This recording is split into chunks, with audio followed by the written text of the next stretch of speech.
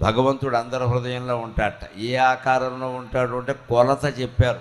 బొటనవేలు ఆకారంలో ఉంటాడు. నీ కుడి చేతి బొటనవేలు ఎంత ఉంటుందో ఆడవాళ్ళకైనా మగవాళ్ళకైనా ఆ బొటనవేలంత ఆకారంలో ఇక్కడ ఉంటాడయ్యా హృదయంలో. అంగుష్టమాత్ర పురుష అంతరాత్మ సదా జనానాం హృదయే సన్నివిష్టక. అన్ని జీవుల హృదయాల్లోనూ ఆయన ఉన్నాడు. ఆ ఉన్నాడనే ఎరుకని ఎప్పుడైనా మనిషి పొందగలడేమో కానీ ఇతర జంతువులు పొందలేవు. అందుకని శంకరాచార్య స్వామి వివేక చూడామణిలో జంతువునాం నరజన్మ దుర్లభం అని. గొప్పది అనలేదు ఆయన. దుర్లభం అంటే గొప్పదన కాదు, లభించడం చాలా కష్టం.